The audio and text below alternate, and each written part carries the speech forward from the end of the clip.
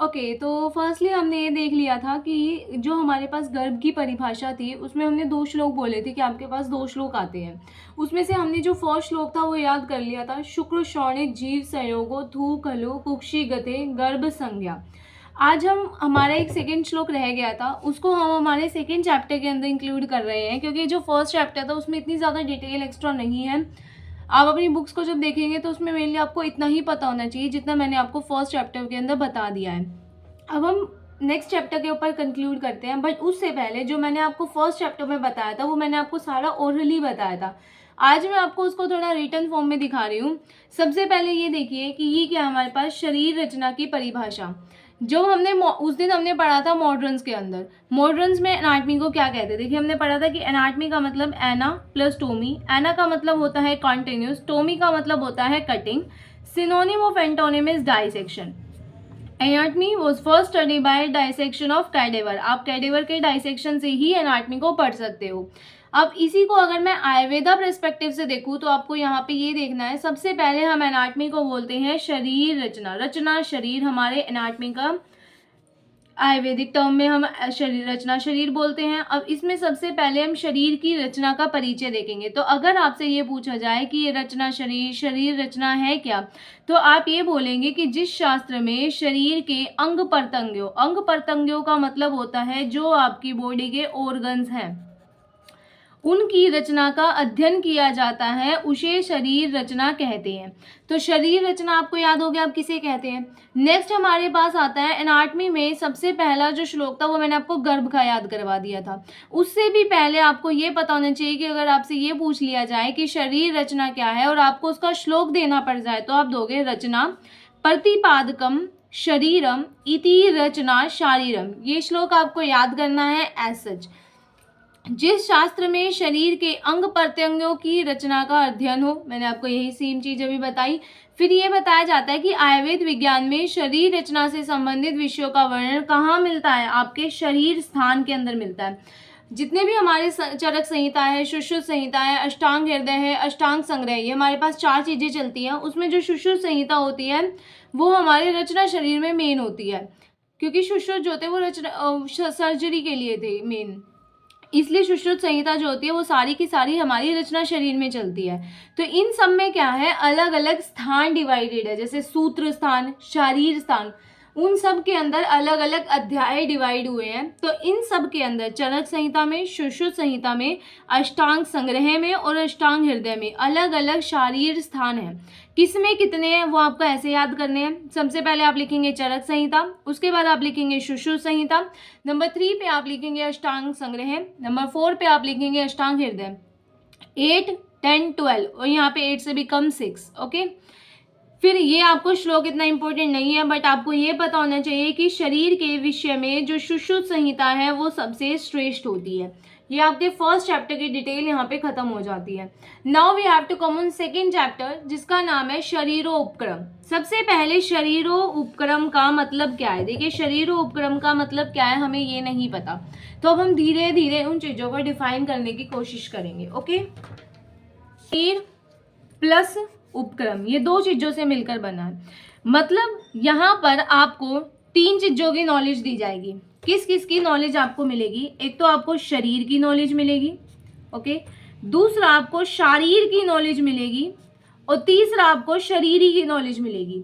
ये 3 नॉलेज जो है वो हम इसके अंदर देंगे, जिसके अंदर हमारा चैप्टर का नाम क्या है,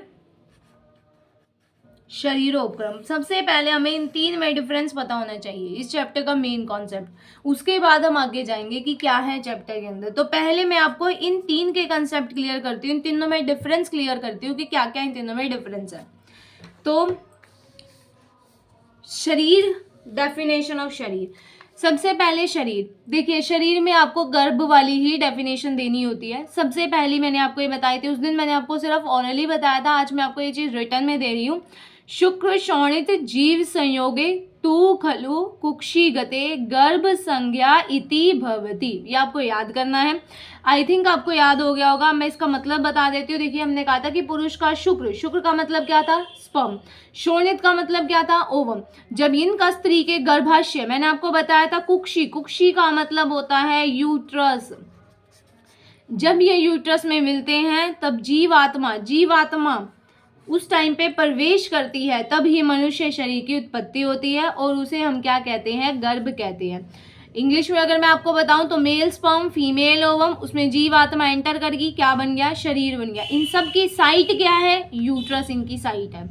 ये थे चरक के हिसाब से। अब हम देखते हैं कि आचार्य सुश्रुत ने क्या श्लोक दिया है। तो आचार्य सुश्रुत का श्लोक ये है, यहीं से स्टार्ट करना है। नंबर 1 पे शुक्र, नंबर 2 पे शोणित।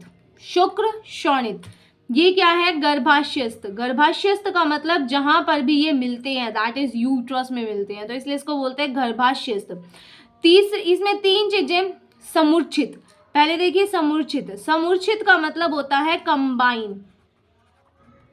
इसमें शुक्र शोणित के साथ 3 चीजें कंबाइन होती हैं। वहां कितनी चीजें कंबाइन हो रही थी, एक भी नहीं। हमने सिर्फ इतना कहा कि शुक्र शोणित, उसमें जीवात्मा आ गई, बट यहाँ पे 3 चीजें ऐड होती हैं। नंबर 1 पे आत्मा, याद हो जाएगा। नंबर 2 पे प्रकृति। प्रकृति में हमारे पास यहाँ पर हम 8 प्रकृति की बात करते हैं। नेक्स्ट होते हैं विकार। अब मैं आपको पहले बताती हूँ कि विकार का मतलब क्या है। देखिए विकार का मतलब है षोडश विकार। षोडश विकार में क्या होता है, षोडश का मतलब होता है 16, ठीक है।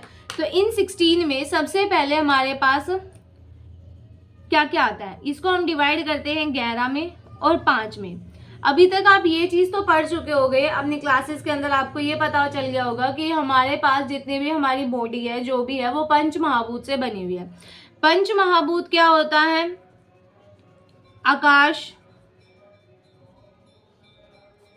जल, पृथ्वी, वायु, अग्नि, ये हमारे पंच महाभूत होते हैं जिनसे हमारी बॉडी मिलके बनी है। मैं आपको षोडश विकार का कंसेप्ट पहले क्लियर कर देती हूँ कि षोडश विकार क्या होता है। देखिए षोडश विकार में 11 हमारी इंद्रियां आती हैं और 5 हमारी तन मात्राएं होती है। ओके, 11 इंद्रियां को भी फिर डिवाइड किया जाता है, जिसमें 5 हमारी ज्ञान इंद्रियां होती हैं, 5 हमारी कर्म इंद्रियां होती हैं और 1 हमारी उभय इंद्रियां होती है। ओके, और 5 तन मात्राएं। ज्ञान इंद्रियां कौन कौन सी होंगी, श्रोत जिससे आप सुनते हो, आपकी त्वचा, आपके चक्षु जिससे आप देखते हो, उसके बाद आपकी जिह्वा, एंड नेक्स्ट आपके घ्राण। घ्राण का मतलब होता है नोज।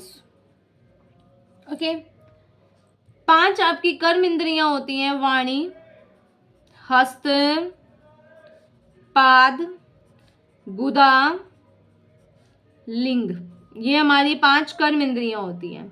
नेक्स्ट हमारे पास यहाँ पर 1 उभय इंद्रियां होती हैं। उभय इंद्रियां में हमारे पास आता है मन। 5 हमारी तन मात्राएं होती हैं। तो तन मात्राएं क्या होता है वो मैं यहाँ पे डिवाइड करती हूँ। हमारे पास 5 तन मात्राएं होती है जिनसे पंच महाभूत बनते हैं। इन तन मात्राओं से इन पंच महाभूत की उत्पत्ति होती है। कौन कौन सी तन मात्राएं होती है, शब्द, स्पर्श, रूप, ये आपको इसी सीक्वेंस में याद करना है। शब्द, स्पर्श, रूप, रस, गंध, इनसे हमारे पंच महाभूत बनते हैं। नेक्स्ट अब हम बात करते हैं कि हमारा जो श्लोक था उस पर हम वापस बैक ऑन करते हैं। अगर तो देखिए शुक्र शोणित, ये हमने देख लिया कि ठीक है जी, शुक्र और शोणित होते हैं। उसके बाद गर्भाशय। गर्भाशय का मतलब क्या था, हमारा यूट्रस, उसमें आत्मा आई, प्रकृति आई, विकार आए। कितने विकार होते हैं, 16 विकार होते हैं। 16 विकार कौन कौन से होते हैं, 11 इंद्रिया, 5 तन मात्राएं। उसके बाद समूर्छित। समूर्छित का मतलब होता है इनका कॉम्बिनेशन हुआ। क्या हुआ, इनका कॉम्बिनेशन हुआ, उसको हमने गर्भ इति उच्यते, उसको हमने क्या बोल दिया, गर्भ बोल दिया। तो ये श्लोक भी आसान हो गया। दोनों श्लोक आपको याद करने हैं, ये चरक का है, ये सुश्रुत का है। इसके बाद सुश्रुत ने इसमें और कुछ भी लिखा है, ये आपकी मर्जी, अगर आप याद कर सकते हो तो करिए, बट बहुत आसान है, ये याद हो जाएगा। पहले हम इतना देखते हैं। शुक्र और शोणित का गर्भाशय में संयोग हुआ, उसमें हमारी आत्मा, 8 प्रकृति, 16 विकार, इन सब का संयोग होता है, तब इसे गर्भ कहते हैं। मैं आपको ये एक बार हिंदी में समझाती हूँ, फिर जो आगे का श्लोक है वो समझाती हूँ। यह गर्भ चेतना से युक्त होता है, इसके अंदर चेतना होती है। गर्भ की वृद्धि के लिए, अब देखो गर्भ तो बन गया ठीक है, अब उस गर्भ को बड़ा भी तो करना है, तो उसकी वृद्धि, वृद्धि का मतलब उसको बड़ा करना है, उसके लिए हमारे पास अभी अभी मैंने आपको बताया कि पंच महाभूत होते हैं। यहाँ क्लियर कीजिए एक बार, ये हमारे पास क्या होते हैं, पंच महाभूत होते हैं। ये पंच महाभूत उस गर्भ के ऊपर काम करेंगे। कौन क्या क्या करवाएगा अब वो देखते हैं। वायु उसका विभाजन करवाएगी, वायु क्या करवाएगी, उसका विभाजन करवाएगी। उसके बाद तेज, तेज का मतलब होता है अग्नि। ये जो अग्नि है इसको हम तेज से भी डिनोट करते हैं। ओके, ये अग्नि क्या करवाएगी, ये उसका पाचन करवाएगी। जल, जल को हम आप बोलते हैं, जल से उसमें क्या आएगी, क्लेदता आएगी। ओके, उसके बाद आकाश उसमें क्या करेगा, वृद्धि करेगा। और पृथ्वी से उसमें क्या आएगी, सहनता आएगी। सहनता का मतलब होता है स्ट्रेंथ प्रोवाइड करवाती है। ठीक है, ये पंच महाभूत उसके अंदर क्या क्या काम करते हैं हमने ये देखा कि आकाश उसकी वृद्धि करवाता है, जल से उसमें क्लेदता आती है, पृथ्वी से सहनता आती है, वायु से उसका विभाजन हो जाता है, अग्नि से उसका पाचन हो जाता है। आई थिंक आपको ये याद हो गया होगा कि आकाश उसकी वृद्धि करा रहा है, जल उसमें क्लेदता लेके आ रहा है, पृथ्वी सहनता, वायु विभाजन, अग्नि पाचन। इस प्रकार पांच महाभूत द्वारा गर्भ पर कार्य होने से जब उसे हाथ, पैर, जिह्वा, घ्राण, कर्ण, नितंब आदि ये सारे अंग प्रत्यंग जब उसके बन जाते हैं तब हम उसे क्या कहते हैं, शरीर कहते हैं। तो हमें 3 कंसेप्ट क्लियर करने थे, शरीर, शारीर, शरीरी का। तो हमने पहला कंसेप्ट क्लियर किया कि शरीर क्या है, जो हमारी बॉडी है, हमारी बॉडी का जो स्ट्रक्चर है इसे हम क्या बोलते हैं, शरीर बोलते हैं। अब इसका श्लोक देखिए, आगे ये श्लोक क्या कहता है, अब हम वो देखते हैं। ये श्लोक ये कहना चाहता है कि त चेतनावस्थी तम, जब भी किसी भी पॉइंट के ऊपर संस्कृत में ये होता है कि बिंदु लगी है तो वो बिंदु म को डिनोट करती है, तो ये क्या बन गया, तम। तम चेतनावस्थी मतलब उसके अंदर चेतना वास करेगी। चेतना तो वास कर गई, मैंने ये कहा ना कि अगर चेतना से युक्त होता है तो चेतना वास कर गई। वायु ने क्या करा था, वायु विभजती, तेज पचती, आप क्लेदती, पृथ्वी सहनती, आकाश विवर्धती। इसमें कोई दिक्कत हुई नहीं हुई, क्योंकि हमने पहले ये याद कर लिया कि कौन सा महाभूत क्या करता है। उसके बाद जब आप इसको 2 बार भी पढ़ेंगे ना तो ये आपको याद हो जाएगा। त चेतनावस्थी, वायु विभजती, तेज पचती, आप क्लेदती, पृथ्वी सहनती, आकाश विवर्धती। उसके बाद एवं, इतना याद हो गया, एवं विवर्धित दोबारा लिखेंगे हम। उसके बाद स यदा, उसके बाद जोन से उसको ऑर्गन मिले वो सारे लिख दीजिए। हस्त, पाद, जिह्वा, घ्राण, कर्ण, नितंब आदि। हस्त, पाद, जिह्वा, घ्राण, कर्ण, नितंब आदि। ये आप 2-3 बार पढ़ के देखिए इसको, ये एज सच आपको याद हो जाएगा। रंगे रूपेत तदा शरीर इति संज्ञा लभते, फिर हमने उसको क्या नाम दिया, शरीर नाम दिया। अब ये सारा कंप्लीट हो गया, यहाँ तक आपको समझ में आ गया होगा। ये श्लोक थोड़ा बड़ा है बट जब आप इसको 2 से 3 बार रिसाइट करेंगे ना तो ये आपको बहुत अच्छे से याद हो जाएगा। उसके बाद स्पर्म है, ये मैं थोड़ा इंग्लिश में बता दिया कि ओवम है। साइट क्या है, गर्भाशय जिसको हमने बोला कुक्षी। आत्मा आई, 8 प्रकृति आई, 16 विकार आए, गर्भ बन गया। अब गर्भ का साइज बड़ा करना था, शरीर बनाना था ना गर्भ से, तो वायु ने विभाजन करा, तेज ने उसको पचाने का काम करा। उसके बाद जल ने उसमें क्लेदता, पृथ्वी सहनता, आकाश उसकी वो विवर्धती मतलब कि वृद्धि करी उसके अंदर। तो ये सब हुआ। आई थिंक ये बहुत आसान हो गया होगा अब आपके लिए। पृथ्वी सहनन मतलब स्ट्रेंथ प्रोवाइड करती है और घनता स्ट्रक्चर पैदा करती है। अब देखो आयुर्वेद शास्त्र के अनुसार संसार में जितने भी पदार्थ हैं, जितनी भी वस्तुएं हैं, जितने भी प्राणी हैं, वो सब पंच महाभूतों के द्वारा बने हैं। इसलिए मनुष्य के गर्भ की जो निर्मित है वो भी कैसी है, 5 भौतिक होती है। गर्भ भी 5 भौतिक है। जब हमने यही बोल दिया कि सब कुछ 5 भौतिक है तो गर्भ भी 5 भौतिक है। ठीक है, अभी आज की क्लास में हम इतना ही रखेंगे क्योंकि फिर अदरवाइज आपके लिए थोड़ा ज़्यादा हो जाएगा। आप पहले इसको याद कीजिए कि शरीर क्या है।